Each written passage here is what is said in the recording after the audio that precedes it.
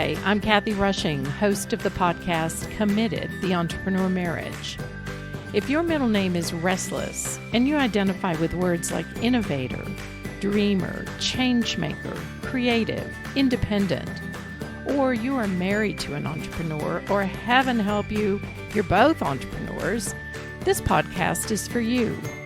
The entrepreneurial journey can be a little wild at times, like uncharted territory. Join me as I talk with others who are at various stages of the entrepreneur process. We'll explore the wisdom and insights they have gained while navigating the ups and downs of the entrepreneur journey. You'll discover that there are many couples who have found ways to thrive in both their marriage and business.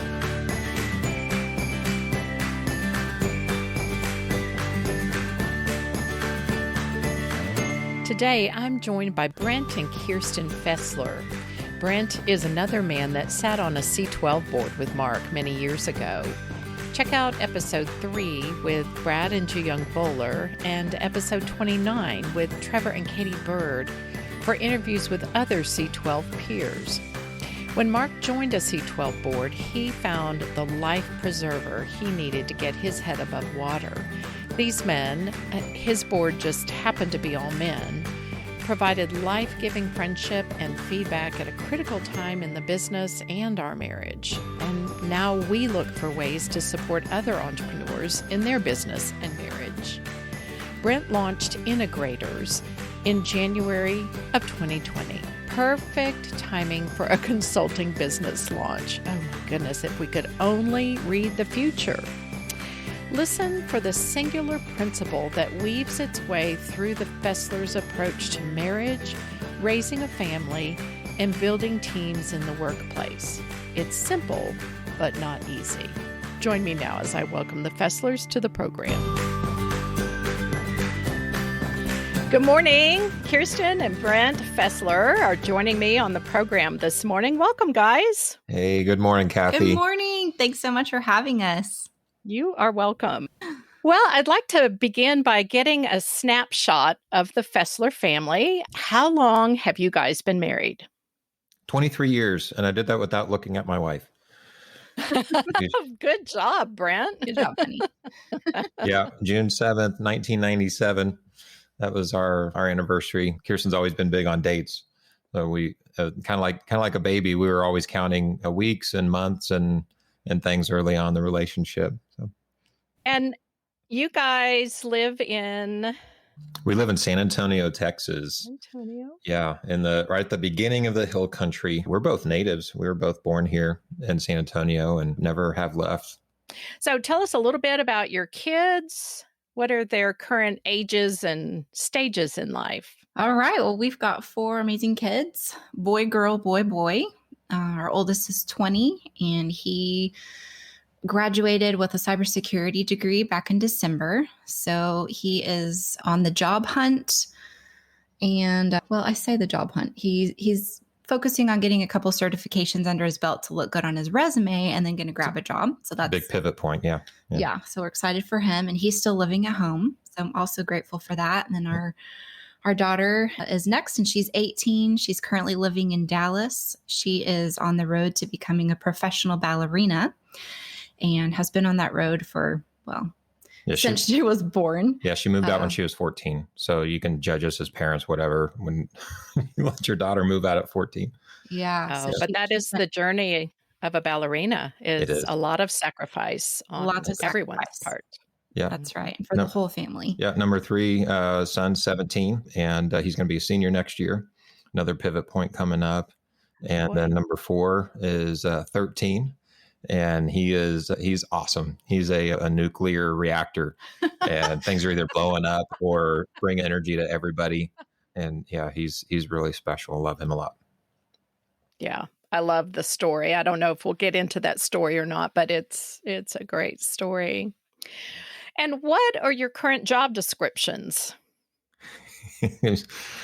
Yeah, well, we'll get into a little bit. So currently, I am the principal and founder of a company called Integreaters. So we consult with companies focused on developing their culture and integrating their culture, their values, and strategically. And but my background before that is in education, higher education. I was the president of a small college here in San Antonio, and also an engineer before that.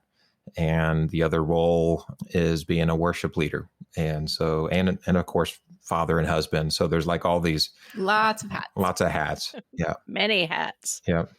And Kierstan.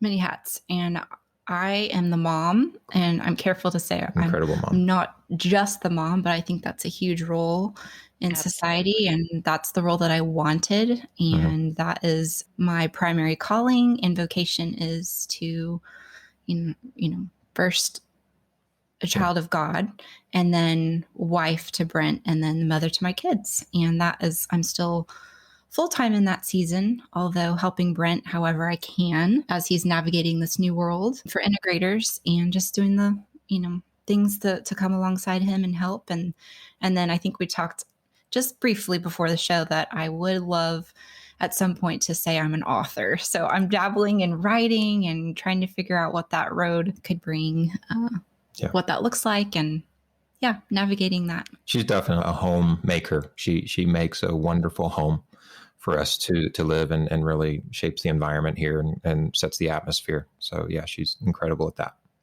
Yeah. Homemaker is, it's not a term we use as often anymore, but I would have to agree, so fundamentally important.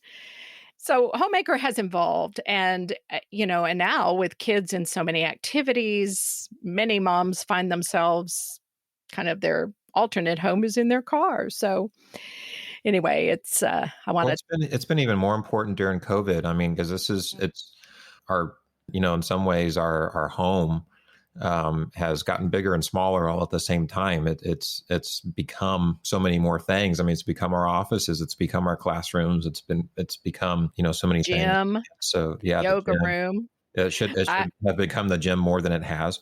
But there's a ballet floor downstairs that I happen to build, but don't inspect it too closely. Yeah, we didn't know how long Kayla was going to be quarantined, and we did not want that huge investment to go to waste, nor did she. And so Brent took a Saturday, did a little research on Google, and cut up some pool noodles. And one Saturday built a ballet floor so she could safely keep training in our home. It's legit too. You did great. But that was awesome. We often spend a lot of time building a company, but one of the things that COVID, I think, forced us to do is just to be intentional about building our home in the space here, because it's become so many more things. And and Kierstan's amazing at that. Yeah. So great. I want to shift into a couple of questions that are kind of a fun way to get to know you guys a little more. If your marriage was a team sport, what would it be? Yeah, I'd go with basketball because that's what I know how to play. But there's offense, there's defense, there's lots of fouling going on, a lot of whistles blown. Everybody's involved in the team. Everybody's got a role, and just because you're short or tall doesn't mean that you're not on the team, and you have to play to those strengths and things. So that's probably mostly because I know most about basketball. But I was going for kickboxing. Basketball, I think, is a better team sport for us. Well, that sounds about right. You can pass the ball, and sometimes you're running with it. Sometimes I'm running with it. I pass it to Brendan sometimes. You don't have a substitute husband, though, to put in the game. True. No bench. Oh, no bench. Oh, no, I don't get a day off. Oh, that is true. 24/7, right? Maybe tag team wrestling. That's more like it. Oh, my goodness. No, I'd much rather wear the basketball uniform. Okay. That's a good question, though. I'm going to have to think a little more about that. Okay. All right. What book or person has most influenced the person you are today? Other than the Bible, which continually influences our marriage and our family and our faith and everything we do. I think I'd have to go with The Connected Child by Karen Purvis. And we discovered this book after adopting. Our fourth child is adopted. So we have 3 biological kids and number 4 is adopted, and came across this book, and it changed. I wish we'd come across it years before. It changed everything. Yeah, maybe we'll do a whole another podcast on adoption or something if it. But I would say The Connected Child. I think it just helped us not just connect to our adopted child, but to connect to every child of God, to connect to each other, to connect to who we're working with, who we come across at the grocery store. It just kind of permeated everything. Yeah. It just changed our lens on how we saw life. Yeah, for sure. I think, it made me think. So when we went through a marriage seminar with you, Catie, and you taught us about pain cycles and things, that book, Connected Child, I think opened us up before we had the opportunity to sit in the marriage seminar to a lot of those concepts and trauma and when we don't behave logically and well. I mean, we've just got these broken things in us. And I don't think that we would have seen those things in ourselves as much if we didn't have our adopted son and to be able to go through that process and learn really what trauma and brokenness looks like in all of us. I think that book, as we started leaning into that and understanding A Kid from a Hard Place, it just opened us up that we're all on the spectrum of being from a hard place and brokenness, that I think we would have maybe gone our whole life just thinking we're not broken, we're okay, and we're perfectly fine. We're blessed, not necessarily from we're better than anybody else, but just not realizing how some of the pain cycles, as to use that picture, just how it can keep us in I don't know if prison is the right word, but really handicap relationships and just keep us much at just a lower place of freedom and joy and life without understanding those things. So yeah, I think it was a catalyst for compassion. Yeah, for us. It set us on a journey to understand people better, and just to know that behavior is a symptom of something so much deeper, and just opened up our hearts to other people's stories, and that what you're seeing right now in the moment probably doesn't have much to do with that moment, and that there's so much more behind it. So I think it really helped us grow our compassion for each other and, for our kids and everyone else. So. I'll have to look that up, and I will include it in the show notes. I remember, Kierstan, you and I had a conversation it was a marriage retreat several years ago. And I remember you saying that I think you guys were working with a therapist, maybe, just to work on some challenges with your son, as often not just adopted children, but all of our kids have challenging pieces to their personality. And like you said, we are all broken. And I don't know what type of homes you all grew up in, but when you had a stable home, it's hard to fathom the pain and brokenness that others have experienced that's just outside of our awareness. So very powerful. Yeah, it's kind of like watching a sitcom. If you've ever seen Everybody Loves Ray, everybody I've ever talked to who's watched that show says, "Oh yeah, that's my family," right? But it's just loud, and so being around something so loud and exaggerated helps you see in yourself, and so our youngest is loud and exaggerated. Yes, in case the audience did not pick up on that analogy. Yeah. How about you, Brent?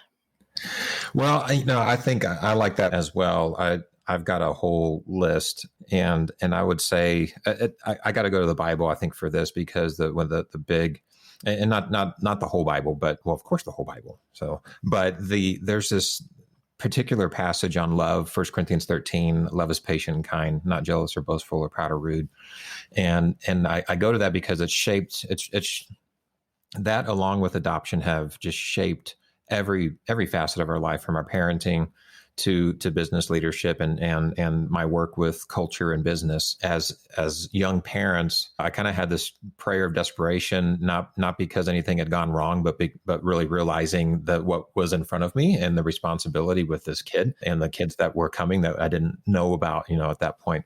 But it was this prayer like, God, if you had expected any, decent number of us on this planet to be good parents at all, you hopefully made this simple, and not that it was easy, but show me the simple rules to parenting, and felt like he really led us to love, and so it's just that one rule, love. And so we just leaned into that for years after that to understand and use love and just apply it. And so we started with the kids, look, we're not going to have any rules except for this love. And so if it doesn't pass the love test, then you shouldn't do it. Right. And it worked. It really did work. I think what's really cool now that we have a 20-year-old, an 18-year-old, a 17-year-old is that what started off as love being a rule, since it was God's word and it was actual, like God is love, and just, it's so deep. You can't just use human words to describe love, but what started as a rule is now a relationship. So we started off using love as, kind of these boundary lines for our kids. Like, well, was that patient? Was that kind? No, I guess not. Right. Yeah. Having them, be able to see where it broke down, where it wasn't love, or maybe where something was, and point out, well, wow, that was really loving of you.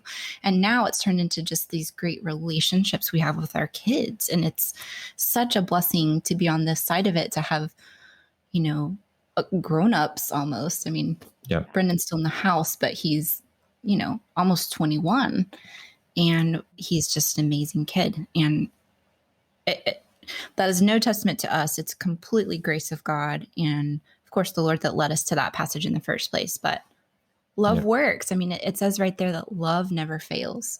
And we're still growing in our love. We're growing in how to love, but that's the aim. That's the motivation. Yeah, that's really great. And as I think about the pain that our country has experienced for many years, but, a variety of things have come to a head this year, and love is not a feeling. No. Right.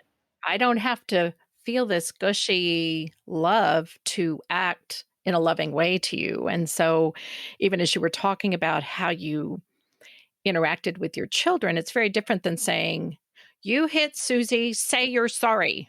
So they say the words, but there's no heart change or self-awareness to say, why did that hurt Susie or Bob or whoever?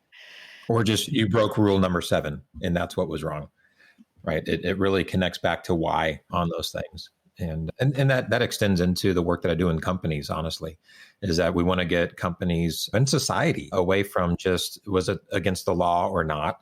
And our life being about, is it legal or not legal? Or am I going to get caught or not caught? And get into this inside thing of love. And I think it's been the heart of our relationship as well, as, it just solves so many things. If you have a group of people who, there's a verse that says his love's been shed abroad, and our hearts are knit together with love. And it just, teams work better. I mean, just everything works better. The problems that you just mentioned in our society right now, I mean, wouldn't love fix that? Right. It's just, love never fails. So. Yeah. That's awesome. What about, is there a person in either of your lives that has mentored you, or who you have really sought to emulate in terms of being the people you are today? And we're all still in process, right? Yeah, for sure. I think for me, that there's just a lot of answers to that question. We want to be like Jesus because he's such a part of my faith, although that's such a high standard, right? You get discouraged doing that. And so the other answer to that is that I've tried to surround myself with a lot of people that I can emulate, that I can ask and reach out to, that can tell me when I've got a booger on my face. And your husband Mark has been one of those people in my life who I've leaned on. And been able to, I think, mutually benefit each other and be mentors to each other. And I think it's really, honestly, I think it's something that we don't do well. If you ever see somebody who has fallen, you've seen, people in leadership or people, especially in spiritual leadership positions, who have failed and fallen. I've never seen one of those that had surrounded themselves with that type of accountability. Call it a board, Yeah. or to be biblical about it, a group of foot washers, people who wash your feet and you wash each other's feet. Never seen somebody who had that around them who ended up falling, in a big way. And so the people that I would name, you wouldn't know except for your husband, Mark, but that's for me. And I think it's really important. Yeah, we're big fans of having like a group of people to speak into our lives and to, be real with. I do have the mentors in my life as well. My mother-in-law and my mom lives in heaven now, but she was obviously very influential in my life. And Brent's mom is so precious. I'm so blessed to be her daughter-in-law, and they're in front of me a lot. And I love the way they lived life and the way they loved people and were generous, and then spiritual leaders in my life. And then I've got my group of my core friends that just speak into my life. And when I call them when I'm down, and they call me when they're down, and we're there for each other to do life. Yeah. And I think for me, somebody who the listeners would know would be Martin Luther King Jr. And what I love so much about him is how much, just to bring love back in, he emphasized love in a situation, an environment where it was not the natural response of anybody to be persecuted, to be hated and reviled so much, to be attacked physically and verbally, yet to say love is the answer. And to be able to, and I feel like that's why he was so influential around the world. And it wasn't a long life, kind of like Jesus. He did not live to be a ripe old age, yet he changed the world. And I feel like it's because he was so tenacious to insist on love being his response, love being his answer. And it was just incredible. So I in the situations that are not nearly as difficult, right? What excuse do we have to not respond with love? So, yeah. Lofty goals. Powerful.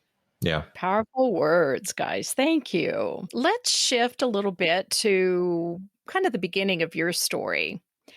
And I saw on a post that you wrote, I think it was related to Valentine's Day, Kierstan, and I really want to hear more about how you met, because you said that in 4th grade, Brent aimed the I love you heart balloon under your desk right at me. So tell me more about that. Did you guys grow up together?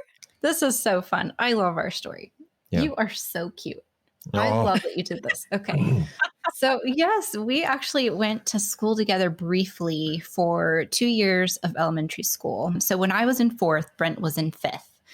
And back then the honors program was you just go up to the next grade level. So I was in Brent's class for, was it English and reading or something like that? I don't remember. I wasn't paying attention. You were distracted by my pigtails. They weren't pigtails. Yeah, it was the curly hair. You talked about curly hair, Kathy. It was the curly hair. That won you over? Yeah, it was a big tractor beam. So funny. Okay, so, and I have no recollection of this. It's Brent who remembers doing this on Valentine's Day, had an I love you heart balloon. Yep. And had it under his desk and just, I guess, angled it so I would see it from my desk. Yes. Yeah. It was like this beam, this laser beam of love, whatever you have in 4th or 5th grade. Fifth grade. But I do remember saying, that you would, kind of bribe kids to stand next to me in the lunch line. I don't know. Would you give them M&Ms or something? It was more, I was just working on my timing on when to get up from my desk to be sure that I would be next to you in line. It took a lot of skill. Oh my goodness. Okay. So that's adorable. And then was it 5th grade that my mom finished out? Yeah. Your mom was my teacher for like almost the whole year. Yeah. So she stepped in to cover for his teacher, and she would come home bragging about this boy, Brent this, Brent that. He's such a good student. He's so kind, blah, blah. I was like, Mom, Boys have cooties. Stop. Like, oh.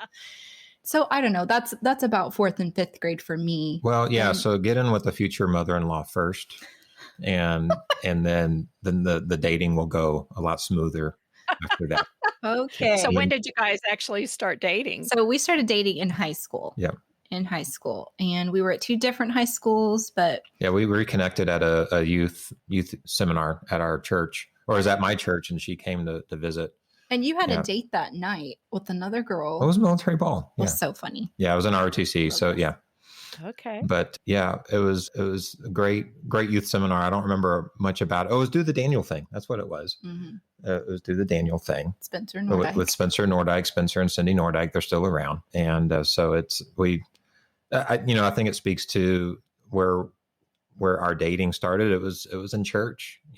Church is a good place to meet your future mate. I mean, we weren't allowed to date at the time. Right. We were too young. I mean, it was go out in groups and that's it. So Yep. we dated 5 years before we got married because we were super young when we got married. I was 20 and Brent was 21, but I wouldn't change anything about our story. Yeah. Our first date was at Taco Bell, not on purpose. It was because that's where all of our friends in youth group decided to go after church was Taco Bell. And then they changed their mind. They didn't tell us.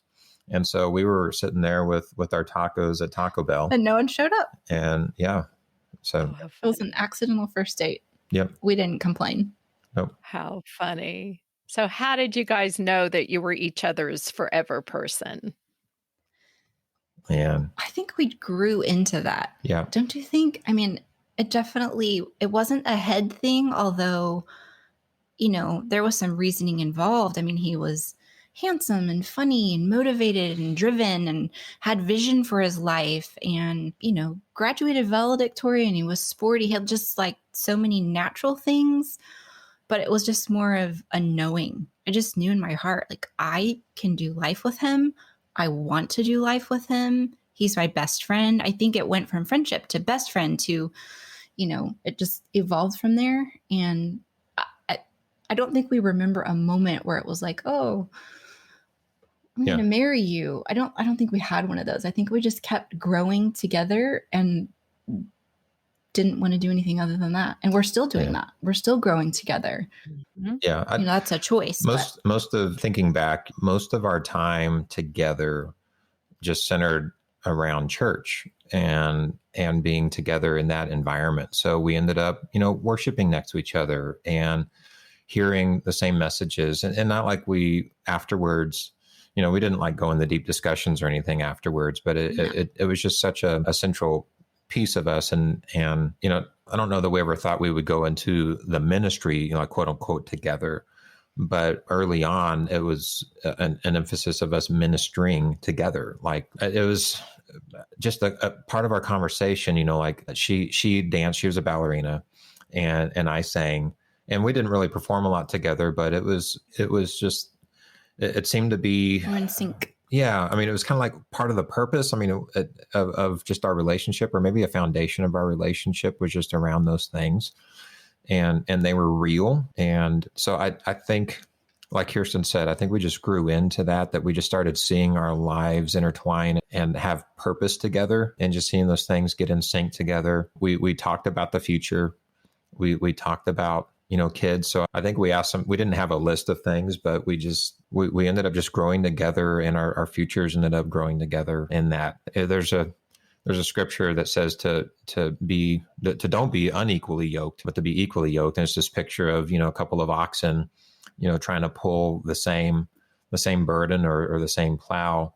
And they should be, matched well, go in the same direction. And without us, saying we need to be equally yoked, I think we just grew into that. We realized we just had similar vision, similar purpose, similar values, faith, and all those things just grew together.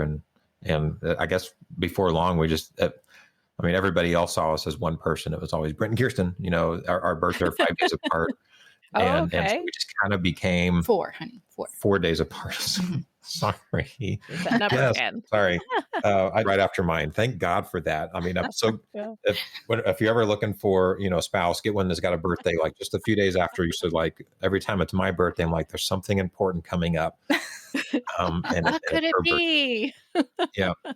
Yeah. Well, and to emphasize the friendship component, I used to, when I was working with couples, and I would talk about a triangle, a triangle with a strong base is going to be balanced, right? It's not going to tip over.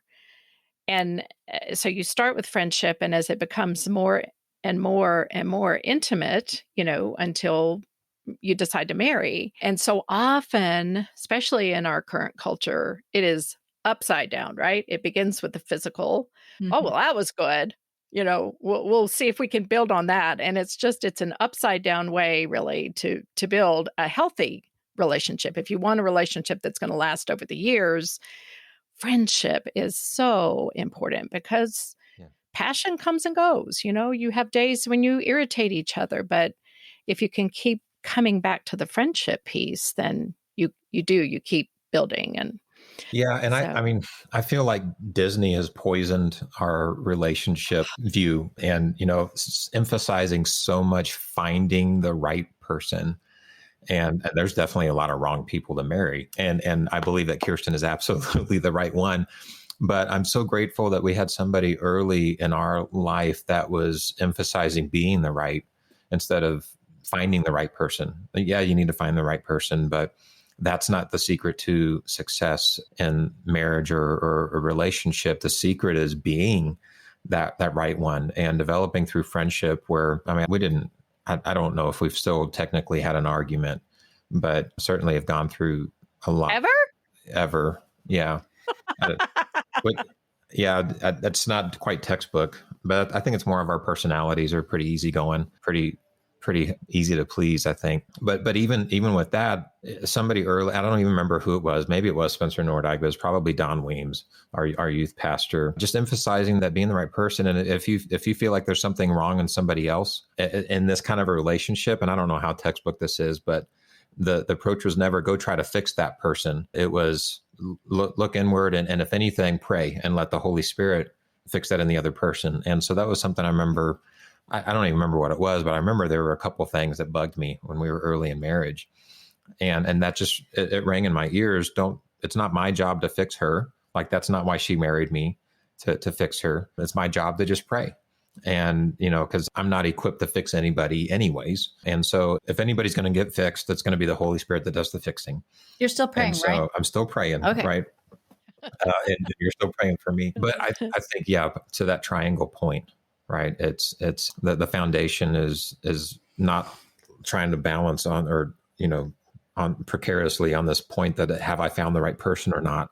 It's on this really robust foundation of we're both committed to being the right person and, just being the right one for each other. It's good. yeah. And a little louder for those in the back. It's about be the right person. I love that. When you guys started out as a very young married couple, y'all were a little bit younger than we were. We were 21 and 22. Okay. So not far ahead of you, but we've made it 41 years. So That's there you awesome. Congrats. what did work look like at that time, or career? What was your career path looking like when you first got married? Well, when we got married, we were not in a career. We were still in college. So I still had 2 years left and ended up getting my degree in math. And Brent still had a year left as well. So career was just on the cusp. Like, we were treading water to get to, that doesn't even make sense. We were getting to the career part.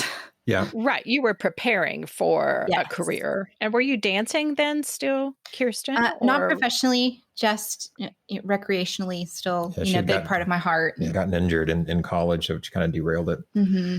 Yeah. Yeah. So we had some sort of sales skills to talk our parents into continuing the room and board Thanks, Dad. while we were, and I said, look, I'm spending so much study time, over at Kierstan's dorm room and because she was on Incarnate Word here in San Antonio. I was at Trinity and close, 2 universities close by. And our GPA, well, my GPA, hers never did leave 4.0, but my GPA went up after we got married. It was just. So did Mark's. Yeah. Did it? Yeah. Yeah. Yeah. So, but then entered engineering soon after that. and worked at a place called Southwest Research and was there for about 10 years. So I had a good solid job to build a family on financially. And music was more than a hobby. So I continued to volunteer as a worship pastor at our church. So kind of a bivocational model there, which, we had people speaking into our life at that point to not volunteer so much and not give so much of your life to the church. And I think for me, I know it put strains on time and probably didn't have as much date time as we should. And it was a slippery slope. I think it really could have gone down this place where like my dad say, working for God becomes more important than knowing him. But for me, having that anchor of, commitment to minister through music really anchored the rest of our lives. And so I feel like that bivocational thing, it was kind of like, starting a company, I guess, at the same time. But always having music, no matter how busy we got, always having that leading worship part and that really significant volunteering at church really kept our life centered. Even though the ditch was really close by, we could see into the ditch that it could really start consuming us. But I have no regrets. I didn't want to make a living at music as much as I loved it. I'm so grateful at some point in college where I loved music so much that I'm like, hey, I can make a living at this. But somebody either sat me down or somehow just started to think about what that looked like with a family. And I was like, I don't think I want to raise a family with a music as my profession, providing for my career, for providing for my family. You got to be out on the road and all these things. Like, I don't want to raise a family in that. So I made that choice to go down the technical path and be an engineer because of my family. Which is always, that is always a dichotomy that I have trouble integrating. I have met a number of musicians over the years, or photographers or other creative. Of course, photography can get very technical. That's when my eyes glaze over. But, I think of engineering as being so left brain and musicians so right brain. So is it just you are just this complete perfect individual, Brent, that has all of your brain developed? Well, no, actually engineering is a little bit more right-brained, more creative. Okay. Yeah, even though there's a lot of numbers and stuff. I think accounting and economics would be more like left brain. Not a lot of musician accountants, maybe. I don't know. I'm just making fun of accountants at this point. But no, to that point, though, I think having something like music and worship, it kept us in this rhythm of no matter how busy things are going, we had this quiet place where, really because of the commitment, we had to get quiet. I had to focus on music, had to focus on leading a congregation in worship. And no matter how noisy all the work or no matter how noisy the family things were going on, we had this rhythm where we're worshiping. And it was a place for us to get quiet, to reset, to recenter. And I think without that, it's just too easy to say, man, we're too busy to go to church, or we're too busy to take that quiet time. And I don't have enough discipline, honestly, as a person to have those rhythms of quiet and rest without being committed to it. And so I have to get it on my calendar. And I've had Kirsten's dates, having to do dates on my calendar before. She doesn't quite like that, but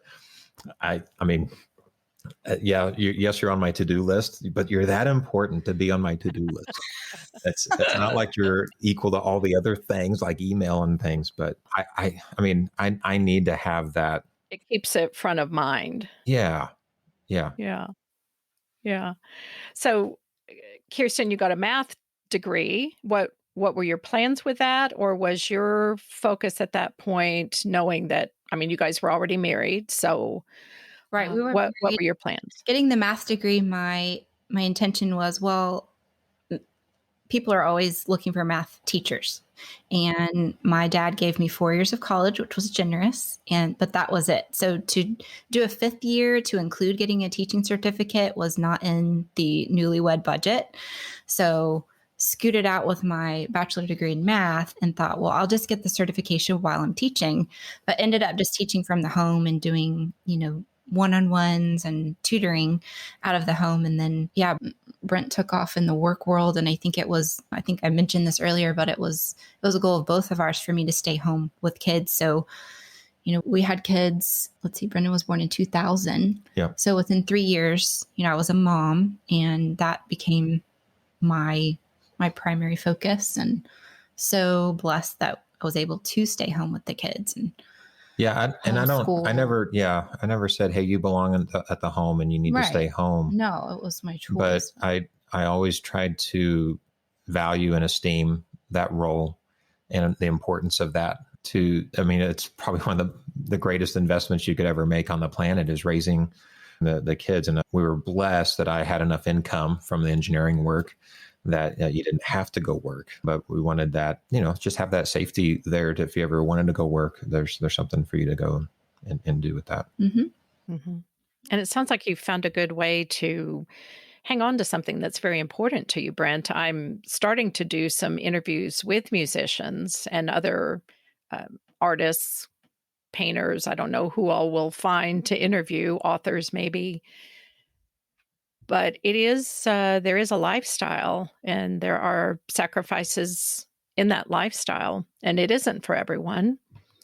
So that's interesting. Let's jump forward some years. I know you were at Hallmark, which your dad was the co-founder of that. Is that right, Brent? That's right. Yeah. 51 years ago now, my dad, his parents were missionaries. He was going to be a missionary himself. He was going to be a missionary pilot.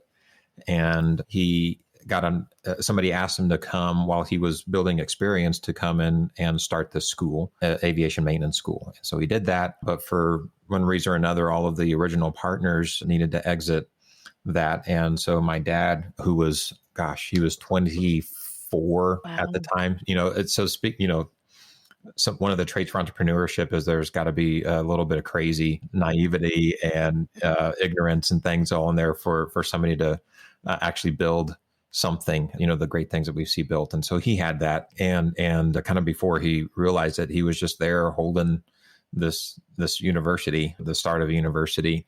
And me growing up around it, I knew that's what that's what I didn't want to do, right? That was the one thing I knew. I didn't want to be an educator, which is funny how those things happen. But I did a little bit of work for the university while I was still an engineer, and something just resonated with me. I'm a musician, and when something resonates, right, you start to get this music coming out. And I got around the university there, and something was resonating in me I didn't realize was there. And so I followed that and spent the last 12 years, up to 2020, the beginning of 2020, there at Hallmark University, various roles there, and really shaped the company that I started last year.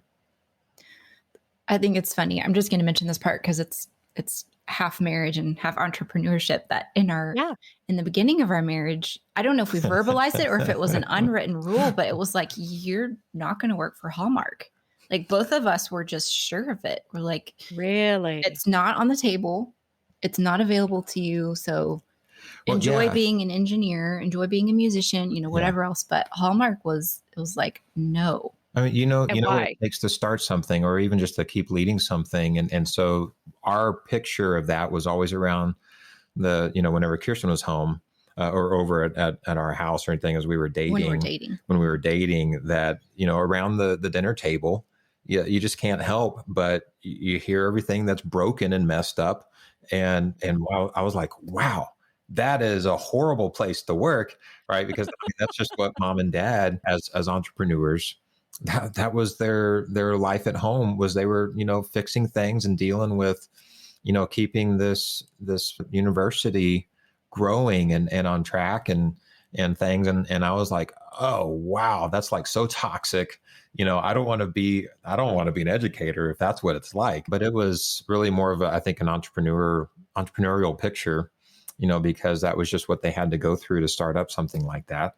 Mm-hmm. And we were like, oh, that's definitely what we don't want to do. Well, I totally thought that's a marriage killer. Like you're going to come home and complain about work all day. Like, where do I fit in this picture? If this is your job and you work from dawn till dusk here and you bring it home with you, like, where does marriage fit in that scenario? And so I think it was, it took a lot of faith for me in the beginning when Brent decided to work for Hallmark. And I was probably really, I don't know. Yeah. I was not a good wife about it for a while, at least for a season. I was resentful, like, hey, what happened to our unwritten rule? What are you at Hallmark? What are you talking about? But the longer he was there, I mean, I didn't have the resonance that he was talking about, but I ended up getting it through him because I could see how much it was resonating with him.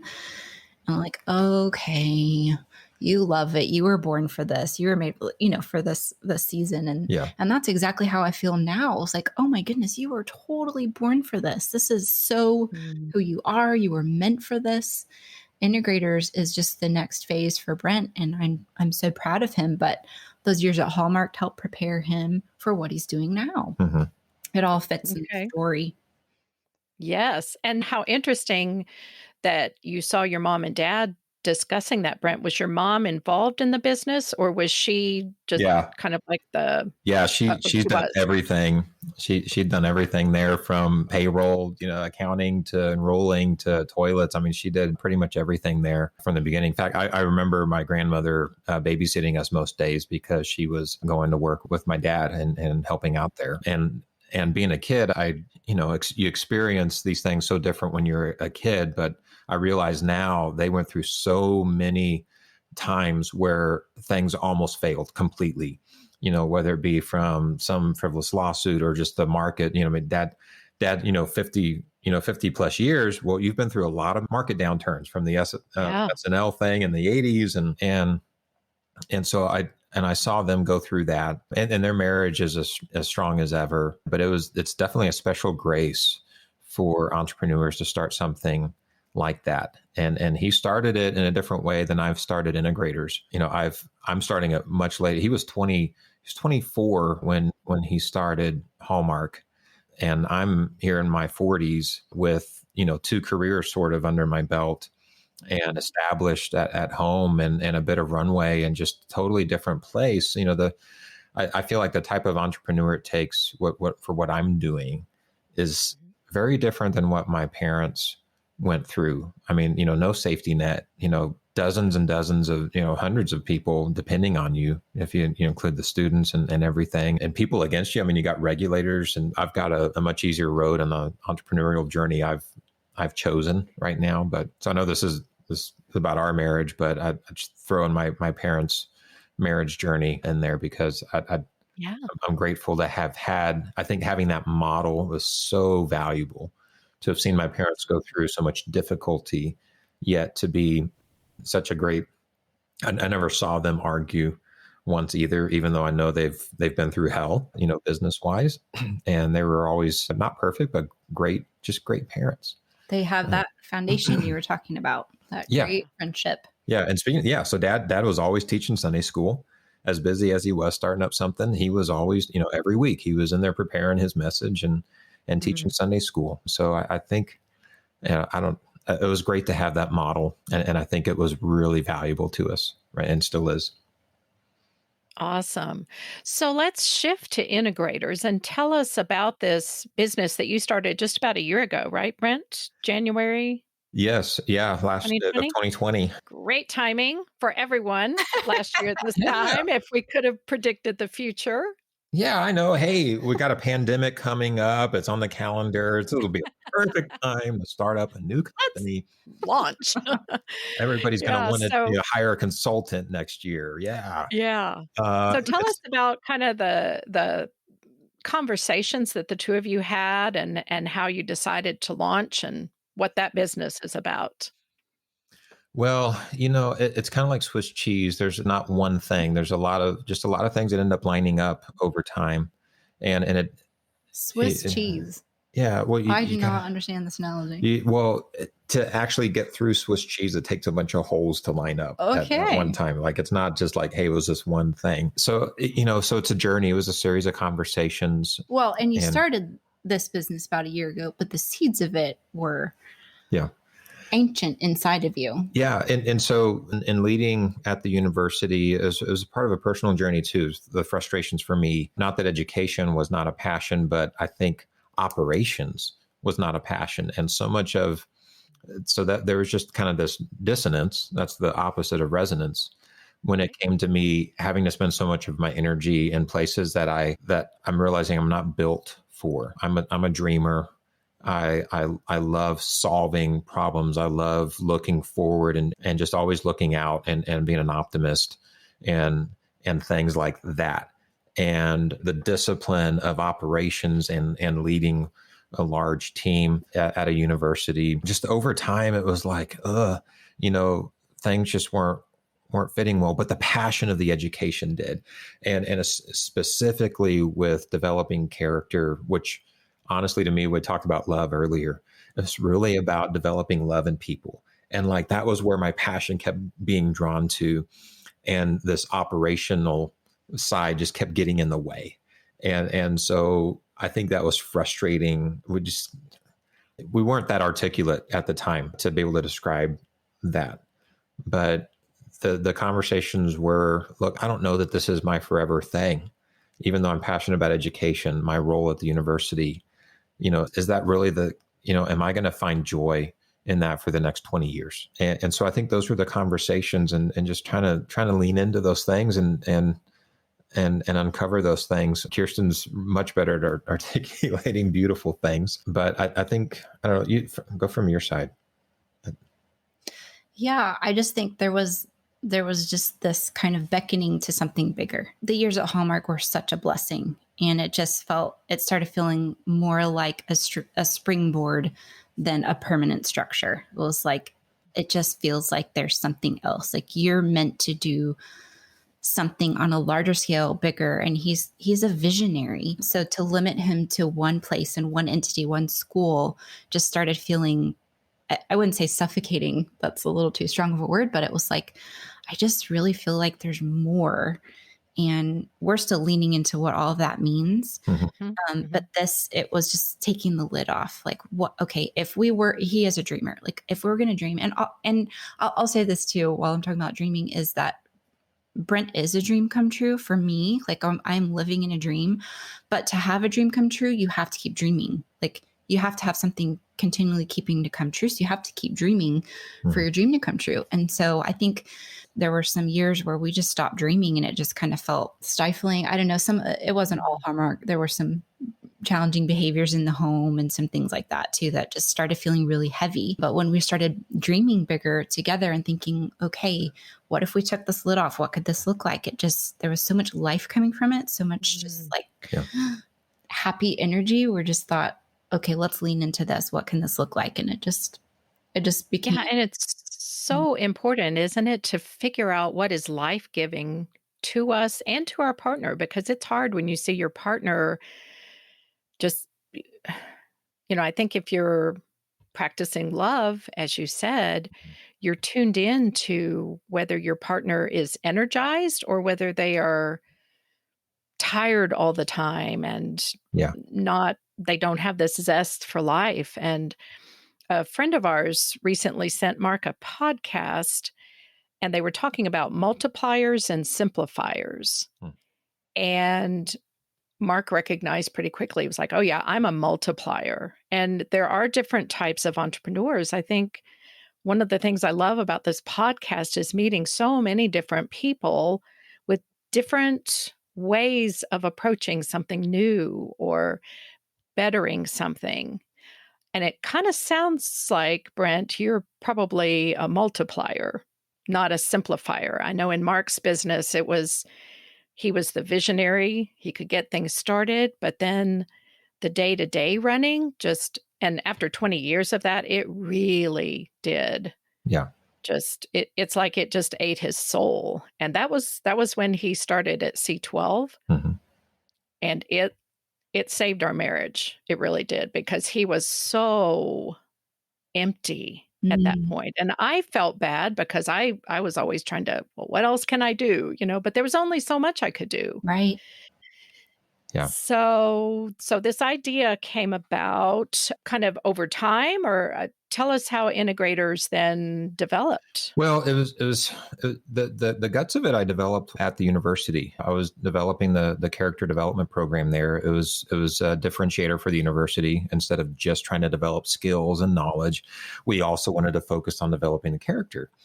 And so it was a business choice. It was part of the mission statement. But for me, it was much deeper than that, right? This is my opportunity to really change somebody's life. Like, I felt like the real change in our students' lives happened when we got to develop that character, or, in other words, instill love or develop love in them. The skills were awesome and the knowledge were awesome, but those actually turn into liabilities if you don't also develop the character. Kind of like I guess a marriage too, right? You can marry somebody who's beautiful on the outside and has some skills, but like if that character isn't there, there's no way you're going to have a great marriage, right? So for all the things that matter in life, we need that. And so I was developing that at Hallmark, and really investing time and understanding that and getting good at that, designing that. There's my engineer coming out. So there's like this iterative process. Well, like, that doesn't work very well. What is this character? How do you develop character in somebody? And so really built a lot of that. Is what I'm doing my doctoral research in right now.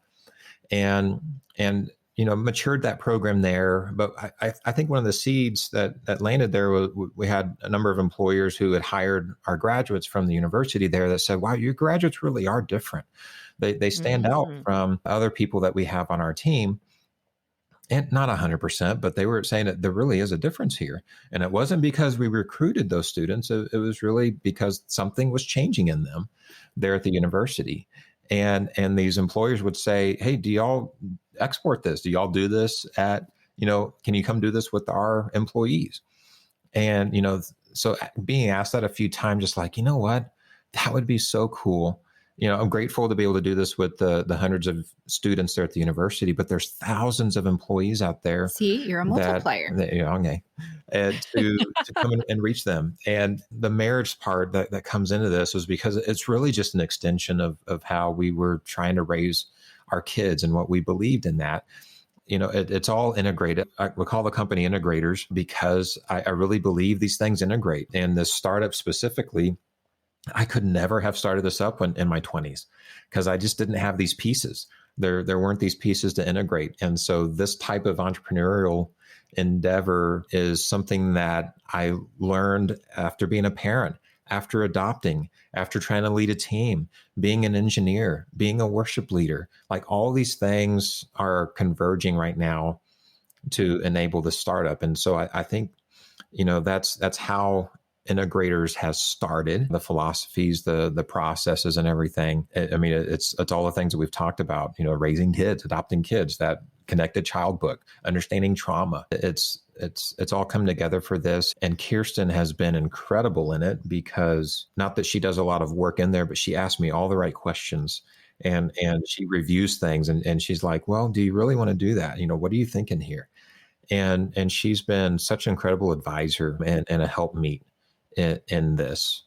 She's not like doing the accounting, and we're not like that type of, like some people are co-entrepreneurs in that way. It's I don't know how else to word it, except I've got this incredible platform behind me in the flow. Yeah, it just kind of flows. He's at home. We're still in a COVID season, but I love having him home. And we talk about the business all the time, but it doesn't feel like a chore.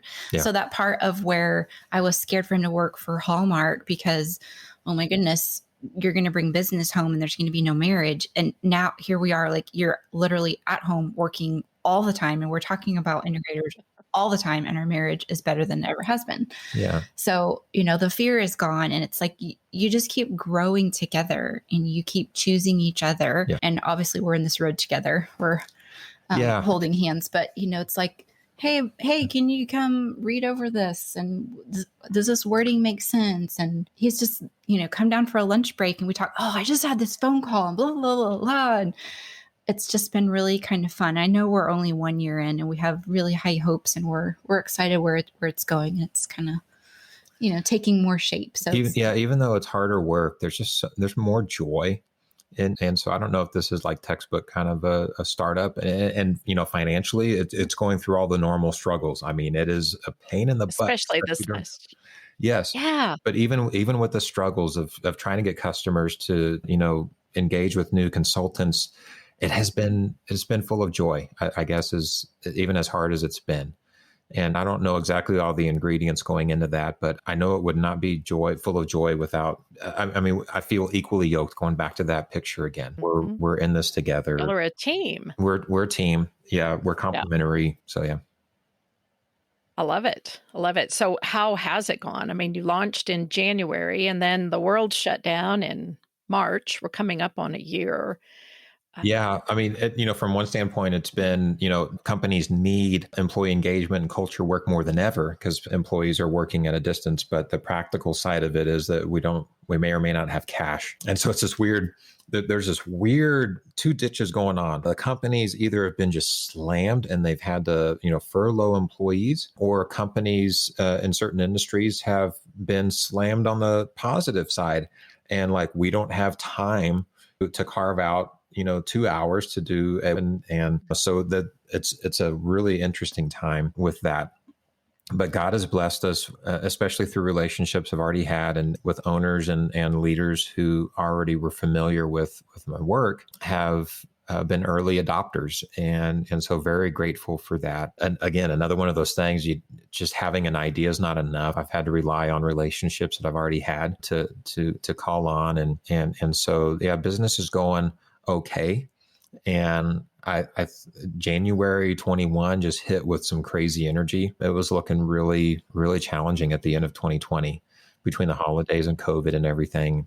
And I think people were just done with it in January. So a lot of things have really started to move to the point where if half of the things that could come through, I've got to really start scaling and lean into the processes and hiring more consultants to work with integrators. So it's exciting and challenging all at the same time. Despite Kierstan's face a minute ago, y'all couldn't see this, but she was like gritted teeth, like, ah. There are definitely some days where his optimism overshadows my insecurity, but we're a good team. Yeah. Now, how do you guys handle that when typically one is more optimistic and the other is a little more realist? I always say, I'm not a pessimist, I'm a realist. How do you guys navigate those differences? We pray for each other. Yeah. We probably get away from the moment and go do something else. Go for a walk, or Yeah, go ahead. I don't know what I want to say. Well, to me, and I don't know if this is the right answer, but I've never felt like Kierstan was against me in this. Like I was trying to start something in spite of her, like I had to appease her in this. And as long as Kierstan's happy, then I can do my thing. I've always felt like she was in it with me. And so as we've had those difficulties there, even though I'm more optimistic, maybe even in the realism that comes, it's always from we're in this together. And it's more like, hey, there's a bump here. We need to stop and figure this out. Not like, I can't believe you made that choice. Right. It's that was dumb. Right. I haven't gotten any of that from her. And so I'm just grateful that she's been really trying to pull together with me. And so I think that's where the realism is okay. It doesn't feel like an attack so much, because I'll tend towards that, in that I'll take it as a rejection or as a personal attack, if I failed on these things. But Kierstan she's aware of that in me. And so she's been real careful to say, hey, we need to do something. But, I'm not saying that you messed up and that you're not enough, but let's figure out together what to do.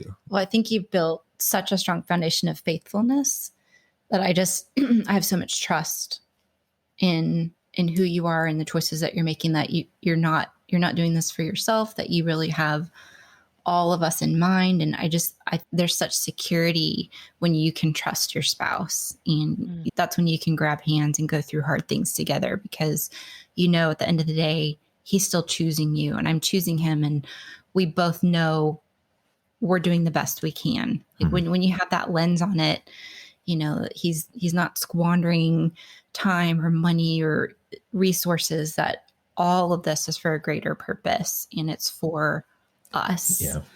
And I'm grateful to have the permission to do it too, because I think if I didn't feel that trust from her, I would have quit and gone back to being an engineer or doing something that would keep money coming in and have a comfortable living. But I've had the permission and the support to, no, don't do that. Keep going. And that until just now, really realizing how important, if I didn't have that, we wouldn't be starting up right now. So I'm grateful to have that kind of support. And support sounds so trite, but that's really what it is. I've had trouble coming up with a better word, but you're absolutely right. And as I've talked to many different entrepreneurs, some of whom their marriage didn't make it, and part of the reason it didn't make it was because they weren't a team. One person just they wanted so much money in the checking account at the end of the month. And if it's not there, then what are you doing? They did not understand what this journey was or what it was that brought them joy in work. And so to be able to have conversations, and like you said, so much run up to this launch, many years of developing trust and faithfulness and really knowing each other's character, right? Because you've demonstrated that over time. It would be very different if you were 22 trying to launch something. And there are couples that are very young and trying to launch businesses. And it's a little scary because they don't have history to build on. They don't have experience. So great story. Is this Integreaters your full-time? It is full-time. Now? It is okay, full-time. So yeah. You're not at Hallmark any longer. No, I'm not. I still work. That's where I'm doing my doctoral research there. And so I'm still involved in the character program specifically there. But no, this is it. Okay. Well, good. Well, I wish you all the best in it, and I want to keep up with how it's going. One or two more things I'd like to ask. I'm aware of the time, and we could talk all day, I think, but I need to let you guys get on with your day. What are some things that you have done over the years to keep the fun, friendship, and intimacy in your marriage? It's clear that y'all are very much in love, very fond of each other. So how have you maintained that?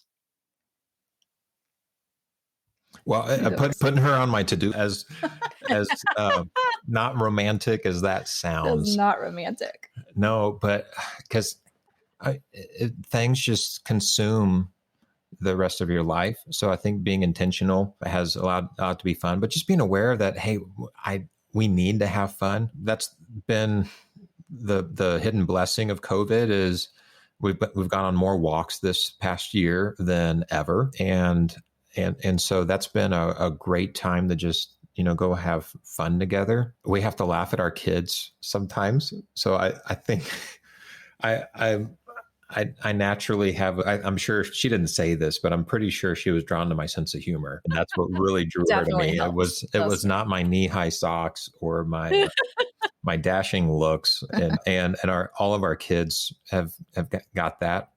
And it's kind of my coping mechanism. So fortunately, I think things just kind of get funny as things get hard. And so that helps. Yeah, that's true. I think without humor, life would be so dreary. It would be so hard. We have our secret language for each other. We've got our inside jokes, and, our kids get grossed out if we kiss. So that's always fun. But our kids have not figured out all of our code words yet, and I'm sworn to not reveal any of our. You may not divulge our marital language. So that's, I think one of the keys actually is having kind of a code language to the intimacy, so that because there's something fun about talking about intimacy in code in front of the kids, right? And One day they're gonna catch on. Yeah, maybe they already have, and we're gonna find out. They're playing along. Yeah, we'll find out when they're married, and that'll be hilarious. But I mean, honestly, that's fun for us to try to be, intimate using those code words that developed over the years. It feels kind of scandalous, to say some of those things while we're making dinner and the kids just don't know what we're talking about. But we do a lot of things together. We cook together. We do schedule getaways. We go to the lake, and we find times to just go be alone. It's so important to just go find husband and wife time, even when you've got 4 kids and they are pulling on you. I mean, I could forget I had a husband with all the kids, but you have to choose being a wife over being a mom sometimes. Like you have to prioritize. And yeah, we find fun things. We've done like books together and studies together, and we just find nothing's really on the schedule right now. We're just doing survival skills together. That we're doing. We went camping last week, right? We had no water and no electricity. And no heat. It's not quite as much fun as choosing to go camping, but that's the only way I'll ever get her to go camping. We had our kickboxing season. That was fun, right? Oh man. Okay. So this all of your listeners need to try this. Okay. Is to go take kickboxing together. And I don't know if Catie, if you and Mark have ever done it. Okay. So you need to find a great taekwondo place to go and do adult kickboxing, because you actually, Kierstan's hit me, right? And I've hit my wife dozens and dozens of times. And it was so much fun. It was way more fun than I thought it should have been. And I think she had more fun than she thought she should have had. I actually preferred the kicking you over the punching you. Yeah. So you're holding pads, right? You're holding these pads. And it's like, all right, hit your partner and you get to work out together. We haven't done it enough, but that was like one of those eye-opening things. It was a fun thing to do together. We should do that. How funny. Kind of cathartic, huh? Yes. But I could see going, oh, wait, I can't hit you. Yeah, no. Oh, yes, I can. Opposite. He's like, harder. Yeah, come on. Harder. Hit me. Come on. Well, we will have to try that. We've had a lot of people say we should try pickleball. And Mark is adamant that no, we're not playing pickleball. And I'm like, we're just so judgy with pickleball. That's new to us. And it's fun. It's fun to do sports, but kickboxing, I mean, to actually get to hit your spouse and it be okay is... The instructor's actually telling you to. Oh, yeah. There's something... Interesting. Yeah, it's an awesome. I hope nobody's picking up the podcast right at this point. Like, hit your spouse. Hit your spouse. Yes, hit them hard. In love. And hit them often. Right? Yes. Hit them often and hit them in love. Oh, my goodness. Well, before we wrap up, is there anything else that you guys would like to share? That triangle thing, I just think about eternity. I think one of the biggest things, and it hasn't come up till now, that has kept our marriage well is that we don't feel like our kids are our own. We don't even feel like Integreaters is our own, that this life is even our own.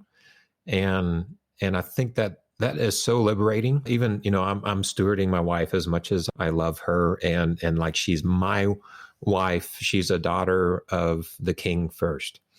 And it's like my job to steward her and to be a good husband to her. And so having that eternal perspective just makes all the hard stuff, I think, a lot easier and just have meaning and purpose. So that's just, I think, the last thing to wrap up for me. Well said.